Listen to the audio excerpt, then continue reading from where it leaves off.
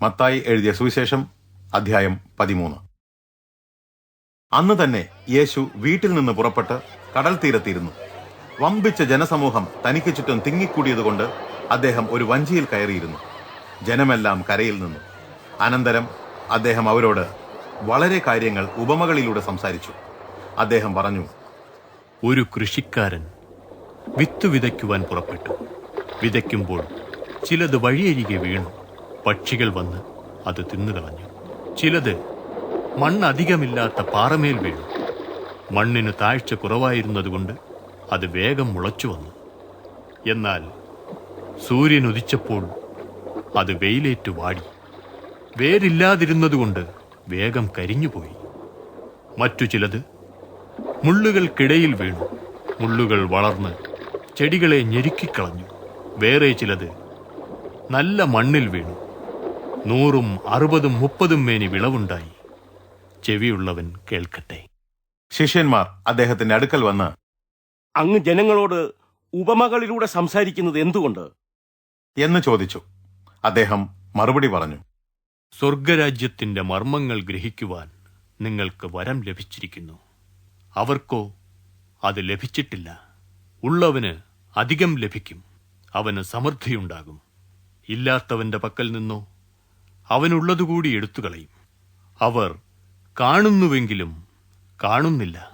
അവർ കേൾക്കുന്നുവെങ്കിലും കേൾക്കുകയോ ഗ്രഹിക്കുകയോ ചെയ്യുന്നില്ല. അതുകൊണ്ടാണ് ഞാൻ അവരോട് ഉപമകളിലൂടെ സംസാരിക്കുന്നത്. നിങ്ങൾ എപ്പോഴും കേട്ടുകൊണ്ടിരിക്കും, എന്നാൽ ഒരിക്കലും ഗ്രഹിക്കയില്ല. നിങ്ങൾ എപ്പോഴും കണ്ടുകൊണ്ടിരിക്കും, എന്നാൽ ഒരിക്കലും മനസ്സിലാക്കുകയില്ല. ഈ ജനങ്ങളുടെ ഹൃദയം മരവിച്ചിരിക്കുന്നു. അവർ തങ്ങളുടെ ചെവി കൊണ്ട് കേൾക്കുന്നതേയില്ല. അവരുടെ കണ്ണുകൾ അടഞ്ഞിരിക്കുന്നു. അങ്ങനെയല്ലായിരുന്നെങ്കിൽ അവർ തങ്ങളുടെ കണ്ണുകൊണ്ട് കാണുകയും ചെവി കൊണ്ട് കേൾക്കുകയും ഹൃദയം കൊണ്ട് ഗ്രഹിക്കുകയും ചെയ്തിട്ട് മാനസാന്തരപ്പെടുകയും ഞാൻ അവരെ സൗഖ്യമാക്കുകയും ചെയ്യുമായിരുന്നു എന്നുള്ള യെശയ്യാവിന്റെ പ്രവചനം ഇവരിൽ നിറവേറിയിരിക്കുന്നു. എന്നാൽ നിങ്ങളുടെ കണ്ണ് കാണുന്നതുകൊണ്ടും ചെവി കേൾക്കുന്നതുകൊണ്ടും അവ അനുഗ്രഹിക്കപ്പെട്ടവർ. എന്തുകൊണ്ടെന്നാൽ അനേകം പ്രവാചകന്മാരും രാജാക്കന്മാരും നിങ്ങൾ കാണുന്നവ കാണാൻ ആഗ്രഹിച്ചുവെങ്കിലും കണ്ടില്ല, നിങ്ങൾ കേൾക്കുന്നവ കേൾക്കാൻ ആഗ്രഹിച്ചുവെങ്കിലും കേട്ടില്ല എന്ന് ഞാൻ നിങ്ങളോട് പറയുന്നു. അതുകൊണ്ട് വിതയ്ക്കുന്നവന്റെ ഉപമയുടെ അർത്ഥം ശ്രദ്ധിക്കുവിൻ. ഒരാൾ രാജ്യത്തിന്റെ വചനം കേട്ടിട്ട് മനസ്സിലാക്കാതിരിക്കുമ്പോൾ ദുഷ്ടൻ വന്ന് അയാളുടെ ഹൃദയത്തിൽ വിതയ്ക്കപ്പെട്ടത് അപഹരിക്കുന്നു. ഇതാണ് വഴിയരികിൽ വിതച്ച വിത്ത്. പാറസ്ഥലങ്ങളിൽ വിതയ്ക്കപ്പെട്ടതോ വചനം കേട്ടിട്ട് ഉടൻ തന്നെ അത് സന്തോഷത്തോടെ സ്വീകരിക്കുന്ന മനുഷ്യനാണ്. എന്നാൽ അയാൾ വേരില്ലാത്തവനായതുകൊണ്ട് കുറച്ചുകാലത്തേക്ക് മാത്രമേ നിലനിൽക്കുന്നുള്ളൂ. വചനം നിമിത്തം പ്രയാസമോ പീഡനമോ ഉണ്ടാകുമ്പോൾ അയാൾ വേഗം വീണുപോകുന്നു. മുള്ളുകൾക്കിടയിൽ വിതയ്ക്കപ്പെട്ടതോ ഒരാൾ വചനം കേൾക്കുന്നുവെങ്കിലും ഈ ജീവിതത്തിലെ ആകുല ചിന്തകളും ധനത്തിന്റെ വഞ്ചനയും അതിനെ ഞെരിച്ച് ഫലശൂന്യമാക്കി തീർക്കുന്നതാണ്. നല്ല മണ്ണിൽ വിതയ്ക്കപ്പെട്ടതാകട്ടെ വചനം കേൾക്കുകയും ഗ്രഹിക്കുകയും ചെയ്യുന്നവരത്രേ. അതിൽ നിന്നും 100, 60, 30 മേനി വിളവുണ്ടാകുന്നു. യേശു അവരോട് മറ്റൊരു ഉപമ പറഞ്ഞു. തന്റെ വയലിൽ നല്ല വിത്ത് വിതച്ച ഒരു മനുഷ്യനോട് സ്വർഗരാജ്യത്തെ ഉപമിക്കാം. എന്നാൽ എല്ലാവരും ഉറങ്ങുമ്പോൾ ശത്രു വന്ന് ഗോതമ്പിനിടയിൽ കള വിതച്ചിട്ട് പൊയ്ക്കളഞ്ഞു. ഗോതമ്പ് മുളച്ചു വളർന്നപ്പോൾ കളയും കാണപ്പെട്ടു. ഉടമസ്ഥന്റെ വേലക്കാർ അയാളുടെ അടുക്കൽ വന്നിട്ട്, യജമാനനെ, അങ്ങ് നല്ല വിത്തല്ലയോ വയലിൽ വിതച്ചത്? പിന്നെ കളകൾ എവിടെ നിന്ന് വന്നു എന്ന് ചോദിച്ചു. ഇത് ശത്രു ചെയ്തതത്രേ. അയാൾ ഉത്തരം പറഞ്ഞു. വേലക്കാർ അയാളോട്, ഞങ്ങൾ ചെന്ന് അവ പറിച്ചു കൂട്ടട്ടെയോ എന്ന് ചോദിച്ചു. അയാൾ അവരോട് മറുപടി പറഞ്ഞു, വേണ്ട, കള പറിക്കുമ്പോൾ നിങ്ങൾ അതിനോടൊപ്പം ഗോതമ്പും പിഴുതുകളഞ്ഞെന്ന് വരാം. വിളവെടുപ്പ് വരെ രണ്ടും ഒന്നിച്ചു വളരട്ടെ. അപ്പോൾ ഞാൻ കൊയ്ത്തുകാരോട് ആദ്യം കളകൾ ശേഖരിച്ച് ചുട്ടുകളയേണ്ടതിന് കറ്റകളാക്കി കെട്ടുവിൻ. പിന്നെ ഗോതമ്പ് ശേഖരിച്ച് എന്റെ കളപ്പുരയിലേക്ക് കൊണ്ടുവരുവിൻ എന്നു പറയും. അദ്ദേഹം അവരോട് മറ്റൊരു ഉപമ പറഞ്ഞു. സ്വർഗരാജ്യം ഒരു കടുകുമണിയോട് സദൃശം. അതൊരു മനുഷ്യനെടുത്ത് തന്റെ വയലിൽ നട്ടു.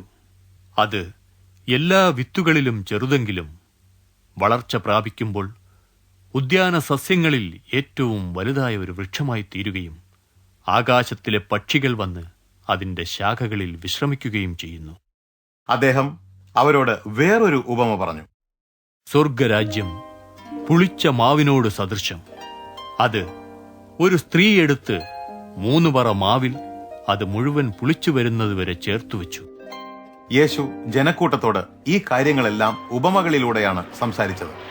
ഉപമകളിലൂടെയല്ലാതെ അദ്ദേഹം അവരോട് ഒരു കാര്യവും പറഞ്ഞില്ല. ഉപമ സംസാരിക്കുവാൻ ഞാൻ എന്റെ വായ് തുറക്കും. ലോകാരംഭം മുതൽ ഗൂഢമായിരിക്കുന്ന കാര്യങ്ങൾ ഞാൻ ഉച്ചരിക്കും എന്ന് പ്രവാചകനിലൂടെ അരുളി ചെയ്തിരുന്നത് ഇങ്ങനെ നിറവേറി. അനന്തരം അദ്ദേഹം ജനക്കൂട്ടത്തെ വിട്ട് വീട്ടിലേക്ക് പോയി. ശിഷ്യന്മാർ അദ്ദേഹത്തിന്റെ അടുക്കൽ വന്ന്, വയലിലെ കളകളുടെ ഉപമ ഞങ്ങൾക്ക് വിശദീകരിച്ചു തരണം എന്ന് പറഞ്ഞു. അദ്ദേഹം ഉത്തരം പറഞ്ഞു, നല്ല വിത്ത് വിതയ്ക്കുന്നത് മനുഷ്യപുത്രനാണ്. വയൽ ലോകമത്രേ.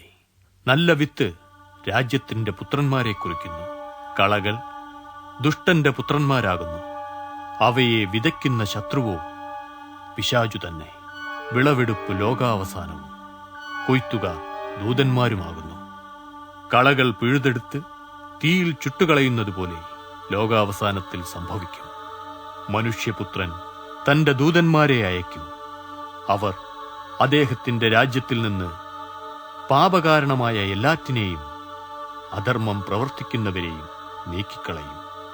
അവർ അവരെ തീച്ചൂളയിൽ ഇട്ടുകളയും. അവിടെ കരച്ചിലും പല്ലുകടിയും ഉണ്ടാകും. അപ്പോൾ നീതിമാന്മാർ തങ്ങളുടെ പിതാവിന്റെ രാജ്യത്തിൽ സൂര്യനെപ്പോലെ പ്രകാശിക്കും. ചെവിയുള്ളവൻ കേൾക്കട്ടെ. സ്വർഗരാജ്യം വയലിൽ മറഞ്ഞിരിക്കുന്ന നദിയോട് സദൃശം. ഒരു മനുഷ്യൻ അത് കണ്ടെത്തിയിട്ട് മറച്ചുവെച്ചു. പിന്നെ ആഹ്ലാദത്തോടെ പോയി തനിക്കുണ്ടായിരുന്നതെല്ലാം വിറ്റ് ആ വയൽ വാങ്ങി. സ്വർഗരാജ്യം നല്ല രത്നങ്ങൾ അന്വേഷിക്കുന്ന വ്യാപാരിയോട് സദൃശം.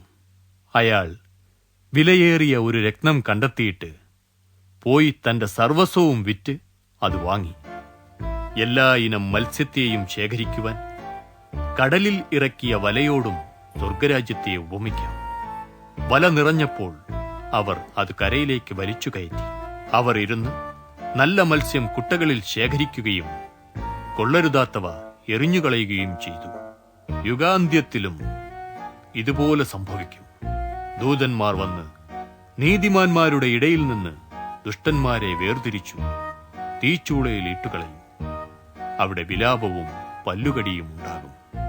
ഈ കാര്യങ്ങളെല്ലാം നിങ്ങൾ ഗ്രഹിച്ചുവോ? യേശു അവരോട് ചോദിച്ചു. ഉവ്വ്. അവർ ഉത്തരം പറഞ്ഞു. അദ്ദേഹം അവരോട്, അതുകൊണ്ട് സ്വർഗരാജ്യത്തിന് ശിഷ്യനായി തീർന്ന ഓരോ വേദജ്ഞനും തന്റെ നിക്ഷേപങ്ങളിൽ നിന്ന് പഴയതും പുതിയതും എടുത്തുകൊടുക്കുന്ന ഒരു വീട്ടുടമസ്ഥന് തുല്യനാണ് എന്ന് പറഞ്ഞു. ഈ ഉപമകൾ പറഞ്ഞതിനു ശേഷം യേശു അവിടെ നിന്ന് യാത്രയായി. അദ്ദേഹം സ്വന്തം നഗരത്തിലെത്തി പള്ളിയിൽ വെച്ച് ജനത്തെ ഉപദേശിച്ചു തുടങ്ങി. അവർ ആശ്ചര്യപ്പെട്ടു. ഇയാൾക്ക് ഈ വിവേകവും അത്ഭുത ശക്തികളും എവിടെ നിന്ന് ലഭിച്ചു? ഇയാളെ തച്ചന്റെ മകനല്ലേ? ഇയാളുടെ അമ്മയുടെ പേര് മറിയ എന്നല്ലേ? യാക്കോബ്, യോസഫ്, ഷീമോൻ, യൂദ എന്നിവർ ഇയാളുടെ സഹോദരന്മാരല്ലേ? ഇയാളുടെ സഹോദരന്മാർ നമ്മോടൊപ്പം ഉണ്ടല്ലോ. പിന്നെ ഇയാൾക്ക് ഇതെല്ലാം എവിടെ നിന്ന് ലഭിച്ചു എന്ന് അവർ ചോദിച്ചു. അങ്ങനെ അദ്ദേഹത്തിന്റെ നേരെ അവർക്ക് ഇടർച്ചയുണ്ടായി. എന്നാൽ യേശു അവരോട്, ഒരു പ്രവാചകന് സ്വന്തം പട്ടണത്തിലും സ്വന്തം ഭവനത്തിലും മാത്രമേ ആദരവ് ലഭിക്കാതിരിക്കുന്നുള്ളൂ എന്ന് പറഞ്ഞു. അവരുടെ അവിശ്വാസ നിമിത്തം അദ്ദേഹം അവിടെ അധികം അടയാളങ്ങൾ പ്രവർത്തിച്ചില്ല ആദരവ് ലഭിക്കാതിരിക്കുന്നുള്ളൂ എന്ന് പറഞ്ഞു. അവരുടെ അവിശ്വാസ നിമിത്തം അദ്ദേഹം അവിടെ അധികം അടയാളങ്ങൾ പ്രവർത്തിച്ചില്ല.